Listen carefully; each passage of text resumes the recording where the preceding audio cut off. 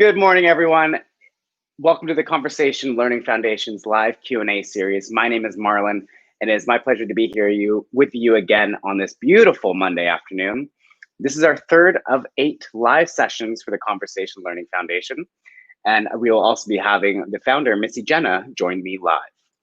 Missy Jena, Jena Sharma, is an education visionary who specializes in leadership and learning. She champions innovation, compassionate, and inspired connections in work and learning spaces, and students who struggle quietly to make sense of how they fit into the mix of school, life, and learning. Jena founded Conversation because she's passionate about ensuring the opportunity to engage with their learning.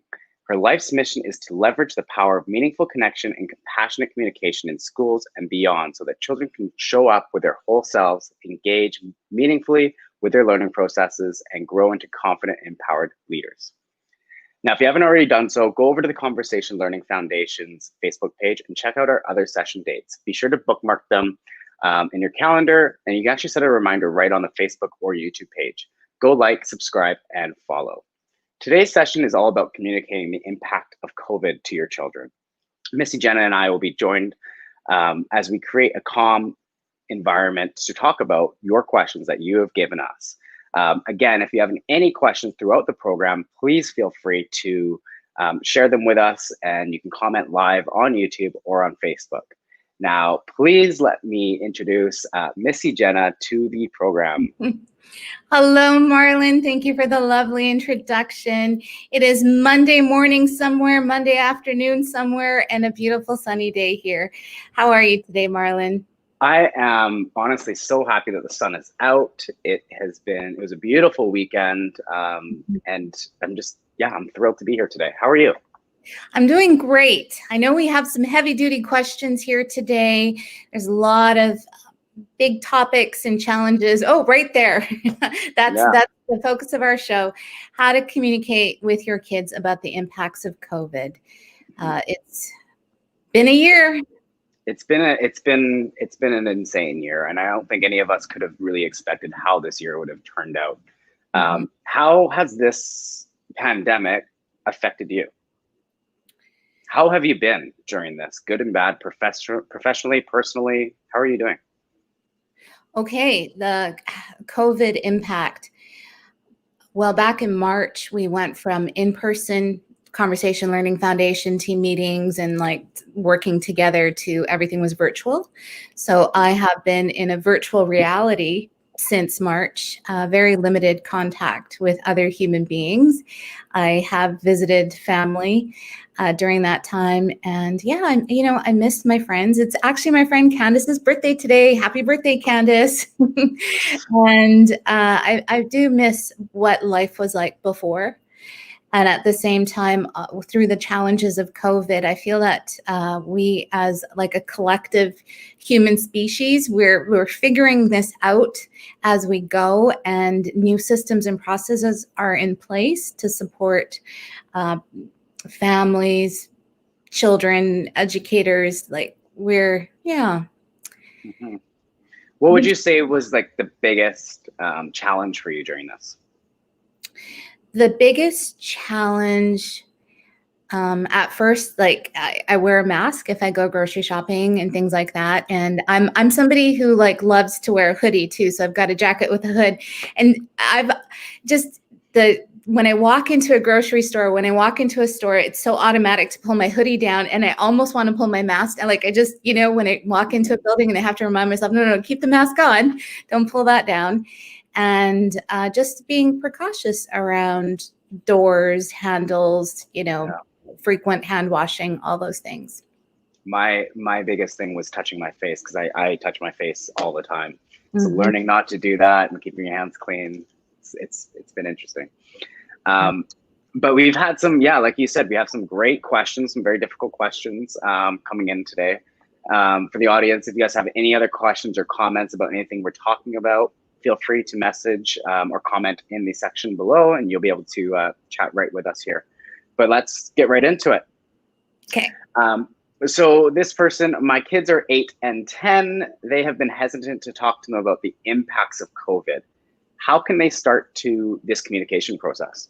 Hmm. COVID is a big, heavy duty word. The children are 8 and 10. I would suggest as a parent, just to find out what COVID means to them. Like, just start with a mutual understanding of what is COVID? What do you think COVID is? What has been your experience since you've heard the word COVID? So just simply talk by addressing what the word is. So like unpack the word COVID. And I mean, maybe if a child's asking a lot about what's happening in the world, or the negative things that are happening, what's a way that you can start communicating about all the positives and the negatives to your child? Yeah, definitely. And based on COVID being the focus, I can understand the parent's hesitation, because the parent has their own set of thoughts and feelings around COVID. And what I'd like to help this parent understand, with compassion and support, is just like being curious with your kids and understanding how they perceive COVID. You may be surprised by some of the things that they come up with. You may be surprised with their resiliency, or that you may be surprised by some of the questions they have. When I was growing up, Marlon, there was no COVID. I remember, like, this question reminds me of a situation in kindergarten, and I don't know what the days before were like, but our kindergarten teacher had said, tomorrow we're going to have a regular day. And I went home that day and I told my parents that we're going on a field trip to the gas station tomorrow. They're like, you're going to a gas station? I'm like, yeah, we're going to go to the gas station, because up until that point, the only place that I had heard the word regular is when my dad pulled up to get gas, and they regular or unleaded. And he'd always say regular. So when the teacher said, tomorrow we're going to have a regular day, that is how my brain connected those two things. Now, we just never know what their perception of a word is, what their experience of that word is. So COVID is a new reality. Find out what COVID means to your kid. Right. Wow. So when did you realize, when did you make that connection in life with your kindergarten and the regular? When did you make that connection? As an adult, probably. At some point I was thinking, and it like just dawned on me, like, there was a time I thought the word regular was something that happened at a gas station. And that's super important, because I think there's probably a lot of words that children probably misuse because they think it's a totally different understanding. Oh yeah, and that's kind of like the complex beauty of the English language, is there's multiple meanings for words, and how as adults, we have the life experience and the context that, regular can occur here, or like you want a regular coffee or decaf coffee.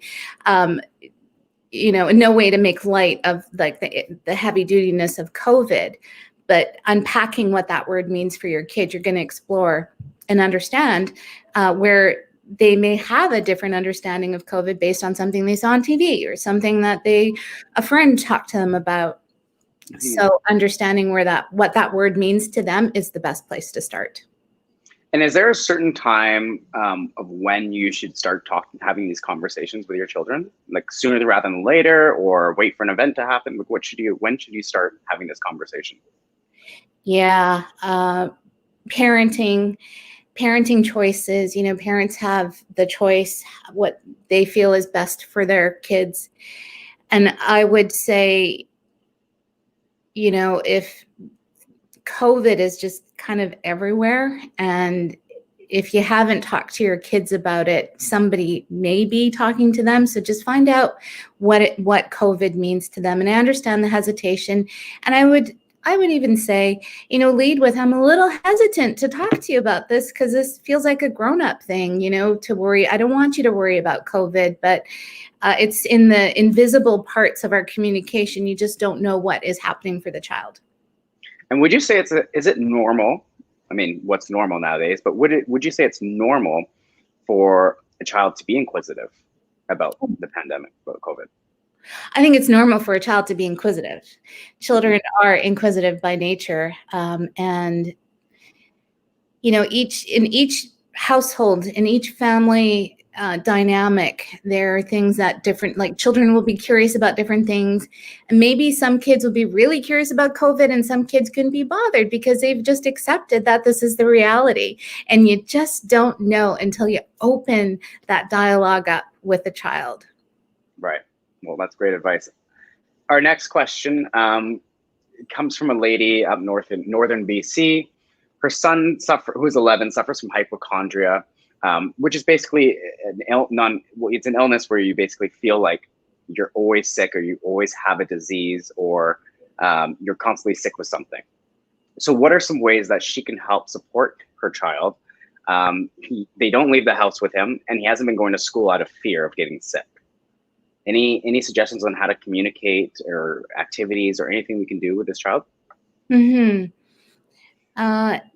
11-year-old is going through something. I would hope that there's some support from doctor, pediatrician to have helped this family. I would suggest talking as much as you can, being supportive, being understanding, getting to, what is it, what's causing the fear. This is a question that has so many layers to it. And just putting myself in the 11-year-old's shoes, the world has changed in so many ways, and he's got some fears, and they don't leave the house. We don't leave the house with him, and he's not going to school out of fear.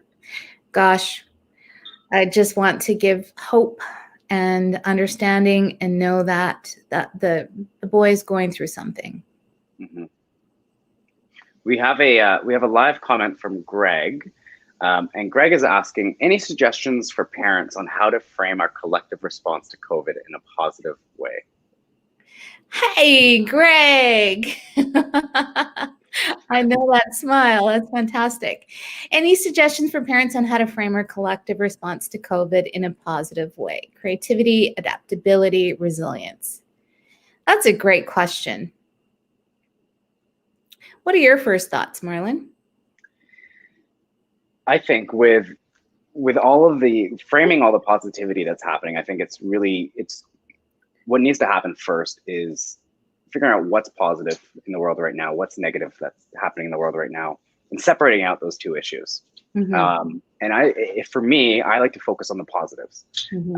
And if you focus on the positives, make a list of what's happy in your day today, what's good in your day today, mm-hmm. What happened yesterday that you're proud of, those sort of questions. Mm-hmm. What about you? What's your way of thinking here? That's really great. The two lists, the pros and cons, and including your children in being a part of the discussion to allow them to establish how they think and feel about COVID, and how they are working together with the parents to establish ways to be positive, creative, adaptable. What are some things we're doing differently now? Maybe we don't go visit our relatives as much, but instead we've had more family time. And so allow a family brainstorm to happen, create those two lists, the pro side, the con side, and then invite your children to problem solve. Like maybe there's something that they really want to do that they haven't been able to do, and then find a way together to create a substitution for that thing, like a virtual or indoor event. That's a great. Mm-hmm. Wow. Okay. Great question. Thank you. Thank you, Greg. Thank you, Greg, for the question. We have another one here. My twins, both 7 years old, have been waking up with nightmares. They're afraid of their grandparents getting sick. How can I comfort them knowing there's a real risk that my parents may get sick?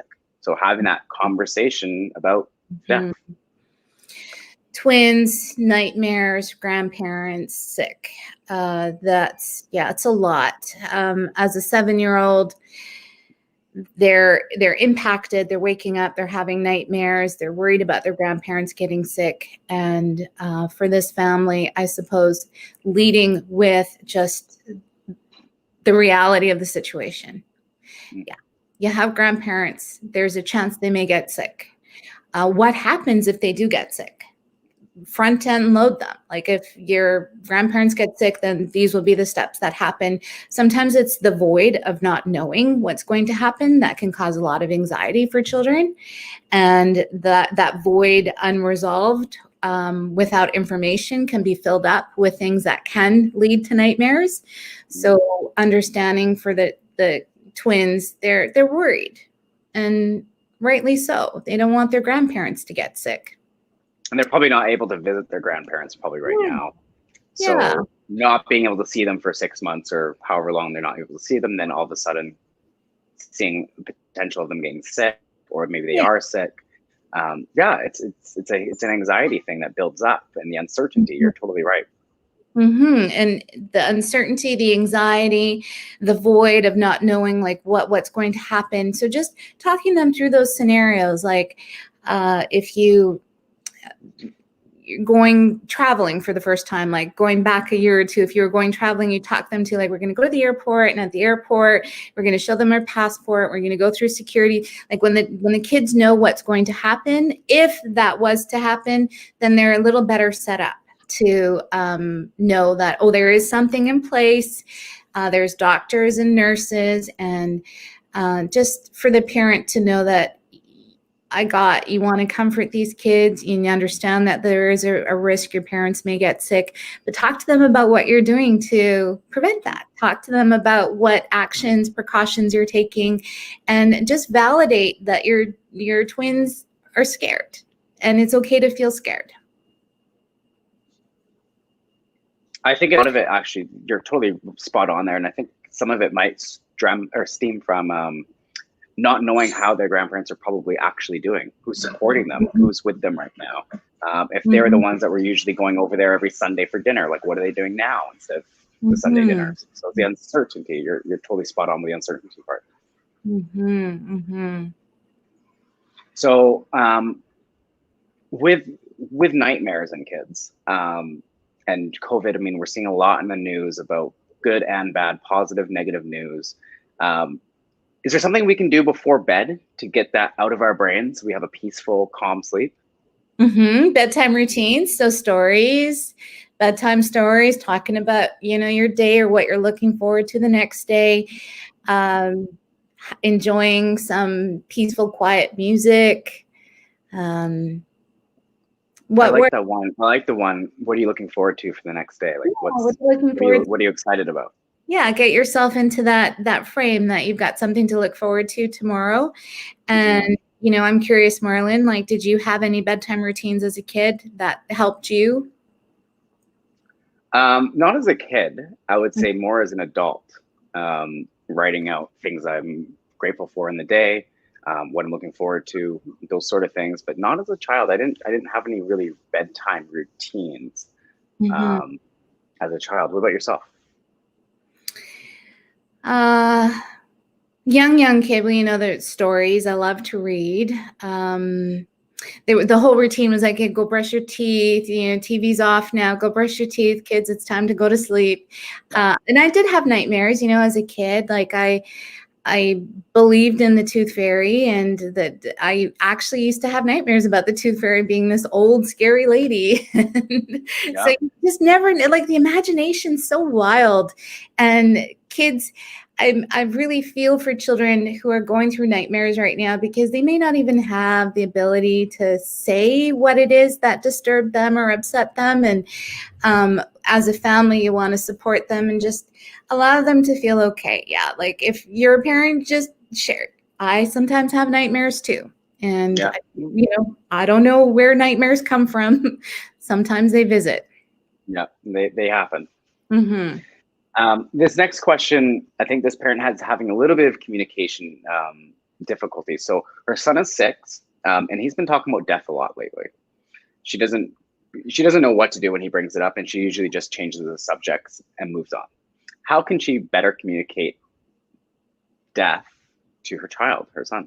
Having that tough conversation about something that's so morbid. 6, heavy duty topic, death. And then personal preferences, family by family. So in no way does a one size response fit all families. Each family is going to be unique, and they will have their own understanding around cultures and traditions around death. In this case, I would lead with calmversation and unpacking what actually the word means for the child. So what is death? Just be curious and hear what your son has to say. And then once your son indicates, like what death means to them, you'll have somewhere to go take that conversation and to help your child better understand. And your son can guide you in letting you know what they need to understand what death is. You got to ask them. Got to ask. You have to have that conversation with them. Mm-hmm. And it's less of maybe having an answer to give to your son or daughter around this topic, but exploring what it means to them so that you can better find that, bridge the gap. I think, in my opinion, I would assume that a lot of parents are awkward having that conversation with their kids because they don't want to have negative conversations. You always want happy thoughts and positive vibes. Yeah. So that's very insightful, Marlon. That's very insightful, is that it is an awkward topic and you don't want to put stuff on the child. And so just figuring out what death means to the 6-year-old and then working your way through that. And it's part of the life cycle. And again, I'll preface, I'm not a doctor, I'm not a therapist. I'm just a human that is really deeply committed to meaningful, authentic communication in families where we can develop mutual understanding, respect, and close the divides that can happen when there is misunderstanding. That's a good way to put it. And this next question actually ties in pretty well. My son, who is 13, often responds to "How was school today?" with "Fine."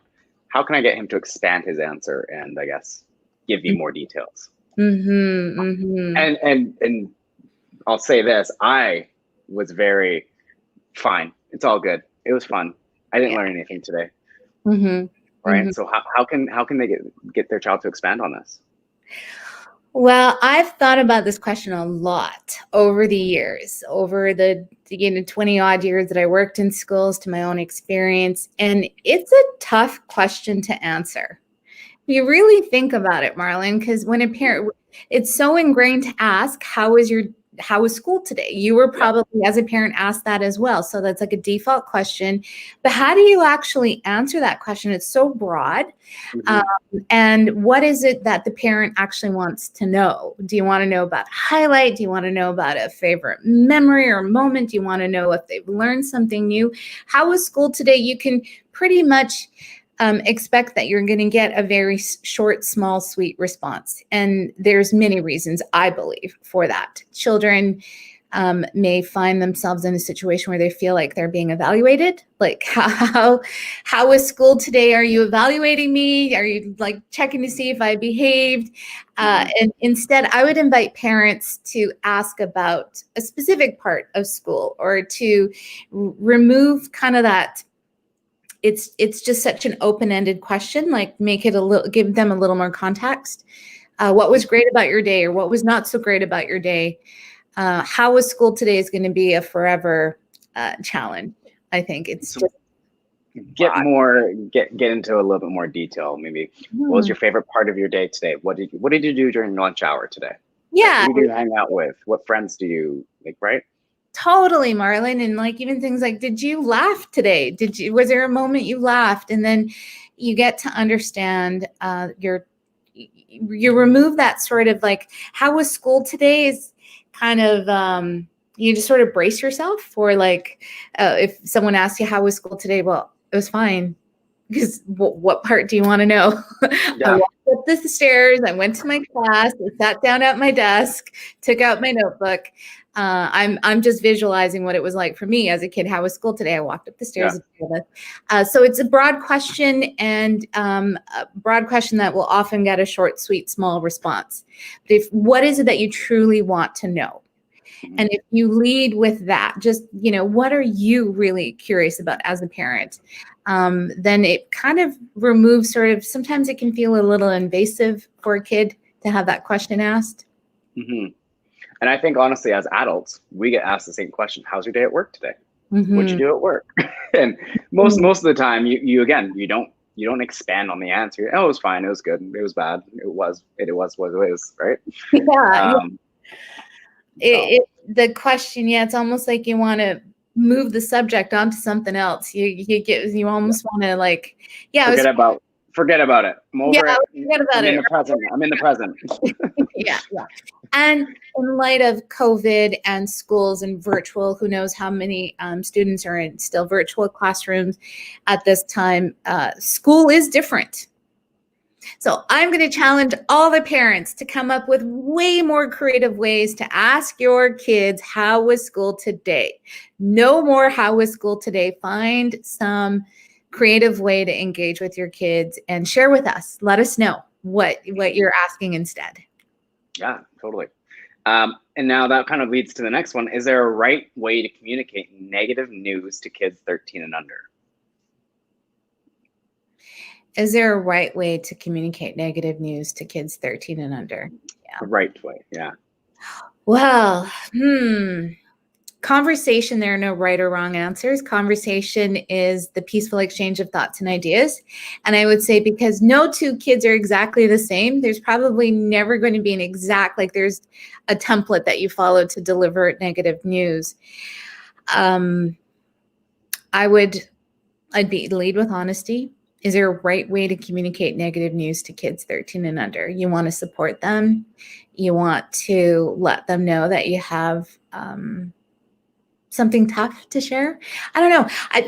The question, is there a right way to communicate negative news to kids 13 and under? Is there a way? Maybe an easier way to say this is, how shouldn't you communicate bad news to your kids? How shouldn't you? Do you just go home when you walk in the door and be like, oh, here's the numbers for COVID today. This is what's happening. Like, here's blah, blah, blah, blah, blah, negative, negative, negative. Or do you have a better conversation leading into that and then kind of slowly get into it? Yeah. Okay. So we have to unpack this question a little bit and make it applicable to as many people, as many different families as possible. So sometimes as parents, you do have to communicate news that could be deemed negative or not positive. Right. And what is the right way to have that discussion with your kids when they're 13 and under?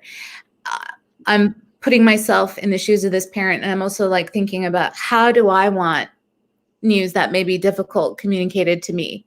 I'd want to be supported, like, hey, I want to talk to you about something that's going on, and I don't want you to worry, or like just set them up that we're going to unpack this together. We're going to discuss what the impact is of this news. And the question's a little broad. So having a specific strategy to fit the situation is a little bit tricky. But just as a general rule of thumb, remember what it's like to be human. Remember what it's like for yourself to get negative news, and like, how do you want that communicated to you? And then in this case, not knowing what the negative news is, if it's COVID numbers going up or, schools shutting down, who knows what happens with the next wave. I've seen some families with younger kids actually come together and talk about things together as two family units almost, because they're friends at school and they're going through the same thing. So family units talking virtually about what's happening and kind of brainstorming ideas as two family units of what they can do or how they can do different activities and talk about different things and going on in the world. Yes, definitely. So leaning on support of other parents and other your children's friends. And as you're saying that, like, I'm envisioning this family home, and I'm picturing like just a regular day where mom or dad says, hey, sometimes in life there's going to be good news and bad news. And like, what do you think? Like, should we adopt a family system? Should we adopt a general rule? How do we communicate tougher news to each other and open up that dialogue and establish some guidelines as a family and allow your children to have input on how to communicate the more challenging, tricky news to each other. Yeah. And I think, yeah, totally. This next one, again, kind of streams from the same things we were just talking about. This parent is worried about going into lockdown again. With numbers on the rise, it could be a thing. London is doing it. They're voting on it today. They need things to be able to do with their young children in middle school. What does your family care kit include? Now, can we talk a little bit about the family care kit and the activities and all the fun things in there? Mm-hmm. So 2 parts to this question. Parent is worried about going into lockdown. So this is an unknown. We don't know. And we're just planning for potential if this does happen. How do I support my young middle school kids with some activities to do at home? And, you know, that for that very reason, we came together as an organization and thought about how could we support families during COVID in bringing calm, connection, joy, and understanding into the home. And there are a range of activities following like the 5 themes around ideas, inspiration, like so unpacking what it is to have an idea for an activity or finding ideas that inspire you to come up with creative ways to solve problems. Communication is another theme. Emotions, because there are a lot of emotions surrounding COVID, and being able to talk about your emotions, giving you power of your, like empowering children. And then learning, making learning transparent, and problem solving. So in the kit, you will find a range of different things you can do around the table, things you could do maybe while you're driving in a car. And the focus of these activities is to just bring a little joy and fun and understanding. And what's included in the family care kit? Can we talk a little bit about that? There's activities, for kids, for what ages, parents too? Yeah, so the activities are general for school-age children. We have some people on the team that have children that are younger than they're not in school yet, but they've been able to do some of those activities. And you can modify. So if your child is younger and some activity requires a little bit, something's a little more advanced, you can figure it out. You can tweak things to fit where your kids are at. Mm-hmm. And the activities inside the care kit, go at your own pace. When you want to create some conversation time in your family, maybe have a set time each week that you'll use the care kit together. You'll find activities, choose some yourself, maybe have your kids choose some of the activities available inside. And, like the question Gregg asked, how can we collectively work together to bring some positivity, some joy, and like find our way through COVID? Yeah. So I'm not listing off all the different activities for you. They will all be available in the care kit. But the key thing is that it is about bringing joy, connection, and understanding. That's amazing. We are up for today. Our session is coming to a close. But Jena, before that, I want to ask you one question. What are you most looking forward to for 2021? Great question. Marlon, the questions in today's show are like really deep, heavy. Yeah, so let's lighten it up. What are you looking forward to? What am I looking forward to in 2021? I am looking forward to seeing more smiles, seeing more people, and knowing that there was a positive result of conversation, tools, and resources, whether it was in the home or in schools, that there is a shift happening because we're learning how to communicate with each other in a really meaningful, powerful, connected way. So that's what I'm looking forward to. Now, Marlon, what are you looking forward to in 2021? To pack a suitcase, hopefully. So hopefully pack a suitcase. That's what I'm most looking forward to. Cool. So some travel. All right, Marlon, thank you so much for hosting today's live. We'll be back on, I believe, Saturday. Yes, we are changing the schedule from Mondays to Saturdays at noon. So we will be back here this Saturday, November 7th at 12 p.m. Pacific Standard Time. Link will be available on Facebook and in YouTube. If you like, subscribe, you'll get a notification right away whenever we have our live sessions. I had so much fun today with you, Jena, and I appreciate that as a deep conversation, but I think we got through it really well and gave some parents some great advice. Okay, excellent. Thank you so much, Marlon. And to the parents, keep sending your questions to us. Sometimes they'll be hard, they'll be challenging, but it's the reality of what you're going through, and we will do our best to offer some guidance. And thank you all so very much. We'll see you on Saturday. See you on Saturday. Thank you, guys. Thank you. Ciao, ciao.